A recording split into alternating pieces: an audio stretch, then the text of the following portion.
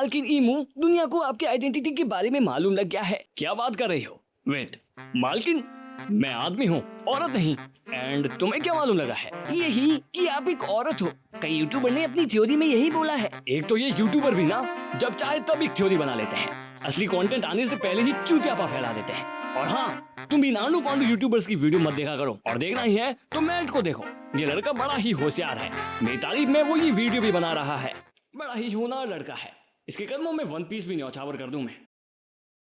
लगता है ईमू को गलतफहमी हो गई है। ये वीडियो उसके बारे में तो है, लेकिन उसकी अच्छाइयों की नहीं, बल्कि उसके गॉड कॉम्प्लेक्स के बारे में। ईमू वन पीस का मेन विलन, या फिर शायद तुम कह सकते हो one of the main villain. The co-founder and the CEO of the world government, Imu is one of the main antagonist, जिसके माइंड में अभी भी गॉड कॉम्प्लेक्स जैसी कॉम्प्लेक्सिटी डेवलप हो रही है। अब ये गॉड कॉम्प्लेक्स क्या है? ऐसा कौन सा कॉम्प्लेक्स है जो हमें नहीं पता? इस रेयर कंडीशन में आदमी ये समझने लगता है कि मैं ही दुनिया का भगवान हूँ और मेरे कारण से ही ये पूरी दुनिया चल रही है। इफ मैं यहाँ से चला जाऊँ तो इस पूरी दुनिया की बर्बादी निश्चित है। लेकिन उससे भी बड़ी बात यह है कि गॉड कॉम्प्लेक्स होने वाले आदमी को हमेशा यही डर सताया रहता है कि कहीं कोई आकर उसकी गॉड कॉम्प्लेक्सिटी को खराब ना कर दे, उसे हटा ना दे। और इसी ड्रेड के चलते हुए उसे दुनिया का भगवान बनने के साथ साथ शैतान बनने की भी आज्ञा मिल जाती है कि अगर मुझे अपनी गॉड कॉम्प्लेक्सिटी बनाए रखनी है तो मुझे उसी दुनिया में उतना ही इविल भी प्रोड्यूस करना होगा जितना इस दुनिया को मेंटेन कर पाए। एंड ईमू का गॉड कॉम्प्लेक्स भी उसके डर का कारण ही बनता है। एंड इसी रीजन से ईमू भी उन चीजों पर अलग अलग तरीके से रिएक्ट करता है, जो आज इस वीडियो में हम देखने वाले हैं कि ईमू ने अपने गॉड कॉम्प्लेक्स के चलते कैसे कैसे रिएक्ट किया है, और क्या वो अपना गॉड कॉम्प्लेक्स अभी भी मेंटेन करे हुए है या फिर उसके गॉड कॉम्प्लेक्स में काफी अड़चने आ चुकी है। अब ईमू के गॉड कॉम्प्लेक्स को जानने से पहले गॉड के कुछ ट्रेट्स जानना काफी जरूरी है। पहला, गॉड दुनिया को दिखाई नहीं देता, बस उसे रूल करता है। दूसरा, गॉड को प्रेज करना काफी जरूरी है, उसका सम्मान कभी भी कम नहीं होना चाहिए। तीसरा, गॉड को अथॉरिटी है कि वो किसी की भी जिंदगी को खत्म कर सकता है जब भी उसका मन करे। चौथा और आखिर, उसके खिलाफ कोई ना जाए, उसकी बातों का सभी सम्मान करे। चलो अब ईमू को देखते हैं। पहला, वो मैरी जोइस के पांग्या कैसल के सीक्रेट रूम फ्लावर गार्डन में रहता है, इतना अकेला कि किसी को भी उसकी कोई जानकारी नहीं है, कोई भी उसके आसपास तक नहीं भटक सकता। उसकी आइडेंटिटी इतनी ज्यादा सीक्रेट है कि कोई नहीं जानता कि एक वर्ल्ड रूलर भी एग्जिस्ट करता है। बट इसके बावजूद भी ईमू एम्प्टी थ्रोन की गद्दी पर अकेला बैठता है और पूरी वर्ल्ड गवर्नमेंट को रूल करता है। एंड देखो, इतना ही नहीं, तीसरा और सबसे आखिरी पॉइंट, ईमू जब भी चाहे किसी की भी जिंदगी को अपने हाथों से खत्म कर सकता है। उसके पास पूरी गॉड वाली कॉम्प्लेक्सिटी है और उसके साथ ही साथ उसके पास पूरी गॉड जैसी पावर्स भी हैं। मुझे तो ईमू कई टाइम तक गॉड इनेल जैसा लगता रहा। अब इनेल को इनेल कौन बनाता है? उसकी गॉड कॉम्प्लेक्सिटी, क्योंकि उसके मन में भी यही विचार था कि मैं दुनिया का अकेला रूलर बनना चाहता हूँ, इसीलिए उसने स्काई आइलैंड को अपनी अथॉरिटी बना लिया। सब जानते हैं कि इनेल की ऑब्जर्वेशन हकी कितनी ज्यादा तगड़ी थी। अब वो जब भी चाहे जहाँ भी चाहे बहुत दूर से लोगों की बातें सुन सकता था, उनकी बातों पर रिएक्ट कर सकता था और उन्हीं की बातों पर उन्हें सजा भी दे सकता था। अगर किसी भी पर्सन के मुंह से इनेल के लिए गलत बात निकल जाती तो इनेल उन्हें वहीं पर ही जजमेंट पास कर देता था। इनेल और ईमू दोनों की ही पावर्स काफी ज्यादा मैच करती हैं, और वहीं पर ये भी देखा गया कि इनेल जब भी चाहे किसी को खत्म कर सकता था, वैसे ही ईमू भी चाहे तो किसी को भी किसी भी समय खत्म कर सकता है। सो ये कहा जा सकता है कि इनेल और ईमू में ज्यादा फर्क नहीं है। तो चलो अब ईमू की हिस्ट्री को ऑब्जर्व करते हैं एंड एक एक मूवमेंट पर ध्यान से नजर डालते हैं कि उसकी ये मेंटेलिटी कैसे ग्रो करती गई। अब देखो, ईमू ने वर्ल्ड गवर्नमेंट को बनाया। सबसे आसान तरीका लोगों पर रूल करने का, अपने रूल बनाओ, अपनी अथॉरिटीज बनाओ, और अगर उसे कोई ना माने तो उस पर उसे सजा दो। लेकिन चलो इस पॉइंट को थोड़ा साइड में रखते हैं और बात करते हैं द एंशिएंट किंगडम की, एक ऐसा वेस्ट एरिया जहाँ पर हाईली एडवांस सिविलाइजेशन रहती थी, और वो टेक्नोलॉजी में इतने ज्यादा एडवांस थे कि आज के टाइम पर वेगापंक जैसा डॉक्टर भी उन्हें कॉपी नहीं कर सकता था। एंड सबसे बड़ी बात ये थी कि ये सिविलाइजेशन 800 साल पहले एग्जिस्ट करती थी, लेकिन वर्ल्ड सेंचुरी में ही कुछ ऐसा होता है कि जिसकी वजह से ये सिविलाइजेशन ही डिस्ट्रॉय हो जाती है। अब 800 साल पहले इसी सिविलाइजेशन के खिलाफ में 20 किंगडम उठकर आते हैं और इससे एक बहुत बड़ी फाइट करते हैं, जिसे द ग्रेट वॉर के नाम से भी जाना जाता है। और ये 20 किंगडम उस एंशिएंट सिविलाइजेशन और एरिया को ही डिस्ट्रॉय कर डालते हैं, but no one knows why. Probably वो हाईली एडवांस थे, शायद इसीलिए। फिर आगे यही 20 किंगडम इस बैटल को जीतकर वर्ल्ड गवर्नमेंट का फॉर्मेशन करते हैं, बट लड़ाई में सभी इक्वल थे, इसीलिए उन्होंने एक एम्प्टी थ्रोन बनाया एंड डिसाइड किया कि इस थ्रोन पर कोई नहीं बैठेगा, एंड इसीलिए सभी अपनी तलवार उस गद्दी के चारों ओर छोड़ जाते हैं। लेकिन वहीं चैप्टर 1084 में अलाबास्टा का किंग कोबरा पांग्या वेलवेरिया कैसल में आता है। वो यहाँ पर उन लोगों को यही बात बताता है कि आज से 800 साल पहले ये थ्रोन बनाया गया था, जहाँ पर वो सभी 20 किंग इक्वल होने के कारण से कोई भी इस थ्रोन पर नहीं बैठ पाते और कोई भी एक डिक्टेटर नहीं बन पाता। लेकिन थोड़ी ही देर में वहाँ पर ईमू आ जाता है और उस थ्रोन पर जाकर बैठ जाता है, जिसे देखते ही किंग कोबरा कहता है कि आखिर तुम कौन हो और इस थ्रोन पर जाकर कैसे बैठ गए। इस थ्रोन पर बैठने की अथॉरिटी किसी के पास भी नहीं है। इवन एज तुम 20 किंगडम में से किसी भी एक के किंग भी क्यों ना हो, फिर भी तुम्हारे पास ये अथॉरिटी नहीं है कि तुम इस थ्रोन पर जाकर बैठ जाओ। इस पर ईमू जवाब देता है, it is not meant for one persons will to sway the entire world. यानी वो ये कह रहा है कि किसी एक आदमी की इच्छा से पूरी दुनिया नहीं चलती। लेकिन देखा जाए तो ईमू भी यही काम कर रहा है। वो अकेला इस पूरी दुनिया को चलाना चाहता है। इसके बावजूद भी वो ऐसे वर्ड बोलता है, लेकिन ईमू की इन वर्ड का मीनिंग ये नहीं है कि एक पर्सन पूरी दुनिया को रूल नहीं कर सकता। उसके कहने का ये मतलब है कि कोई यहाँ नहीं बैठ सकता। ऐसा किसने कहा? मैं बैठ सकता हूँ, मेरे पास अथॉरिटी है और मैं सब कर सकता हूँ। इधर ईमू ये जानते हुए भी कि कोबरा को उसकी आइडेंटिटी मालूम ना लग जाए, उसके बावजूद भी वो इस कैसल में आता है और ये भी शो करता है कि मैं इस थ्रोन पर बैठ सकता हूँ। ये ऑब्वियसली ये शो करता है कि वो अपनी पावर को शो करना चाहता था कि तुम लोगों को ये मिसजज नहीं करना चाहिए कि इस दुनिया का कोई रूलर नहीं है।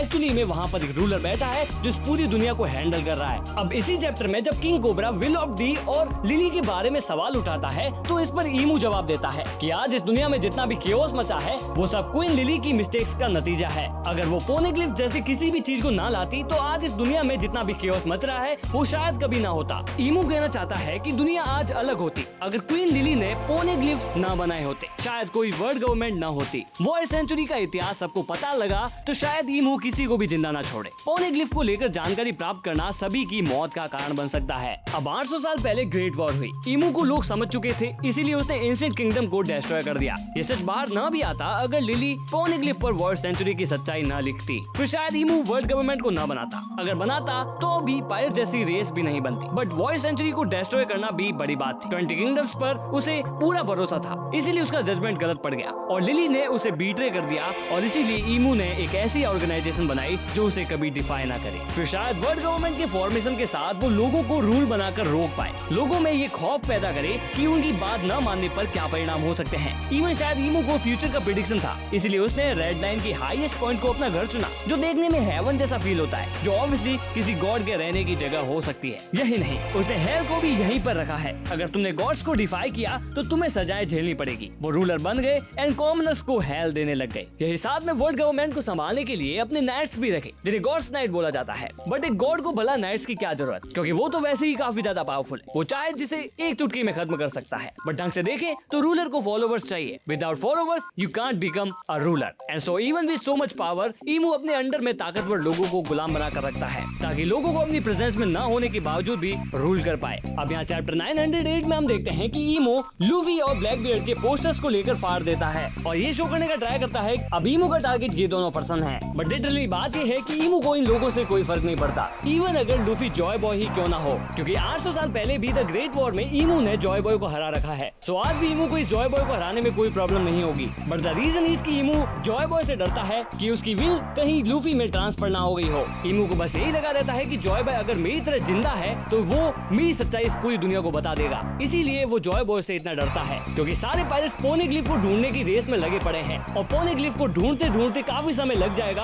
और तब जाके उसकी सच्चाई बाहर आएगी। लेकिन शायद इसे करना काफी ज्यादा मुश्किल है, क्योंकि चारों पोनेग्लिफ्स को ढूंढना अभी तक किसी ने पॉसिबल नहीं किया है सिवाय गोल्ड डी रॉजर के। लेकिन अगर कोई पर्सन वॉइस सेंचुरी की सच्चाई बिना पोनेग्लिफ्स के भी जानता हो तो इससे भी ज्यादा प्रॉब्लम हो जाएगी। अदरवाइज पोनेग्लिफ को ढूंढने का कोई रीजन ही नहीं रह जाएगा और सीधा ही जॉय बॉय आएगा और दुनिया को ईमू की सच्चाई बता देगा। और अगर तुम्हें ये लगता है कि कोई रैंडम पर्सन आकर ईमू के बारे में कुछ भी बोल देगा और लोग मान जाएंगे, तो ऐसा पॉसिबल हो सकता है, क्योंकि जॉय बॉय को पहले से ही काफी सारे लोग जानते हैं और कई सारे इतिहासों में जॉय बॉय का नाम तो पहले से ही चलता आ रहा है, तो लोगों को उसके बारे में सुनने में कैसी प्रॉब्लम होगी एंड सो ऑन। इसीलिए ईमू का पूरा ध्यान लूफी और ब्लैकबियर्ड पर रहता है, क्योंकि यही दो ऐसे लोग हैं जिनको पोनेग्लिफ की पूरी जानकारी है। और तुम लोग ये कभी भी मत मानना कि जॉय बॉय, हेराल्ड और ज़ेबेक जैसे लोग उसके दुश्मन थे, बल्कि वो उन्हें अपना गुलाम ही मानता था। बस बात यही थी कि वो लोग ईमू की बात नहीं सुनना चाहते थे और वो लोग ईमू की विल के अगेंस्ट काम कर रहे थे और इसी रीजन से ईमू उन लोगों को पसंद नहीं करता था। और सिस्टम के ब्रेक को वो तो एक बार फील कर चुका है। जब लिली ने उसे डिफाई किया था तभी से वो समझ गया था कि मुझे एक ऐसा सिस्टम बिल्ड करना है जो लोगों को कंट्रोल में रखे और उन्हें दुनिया का सारी सच्चाई जानने का मौका ना दे, दुनिया को उसकी सच्चाई के बारे में ना पता लग जाए, इसीलिए वो लोगों को कंट्रोल में रखता है। अब ईमू की कुछ पावर्स की बात कर ली जाए जो ऑब्वियसली उसे एक गॉड ही बना देती है। पहला, वो 800 सालों से आज भी जिंदा है। ये कैसे पॉसिबल है कोई नहीं जानता, लेकिन एक गॉड की सबसे पहली पर्सनैलिटी यही होगी कि वो हमेशा जिंदा रहे, कभी मरे ना, उसका एग्जिस्टेंस हमेशा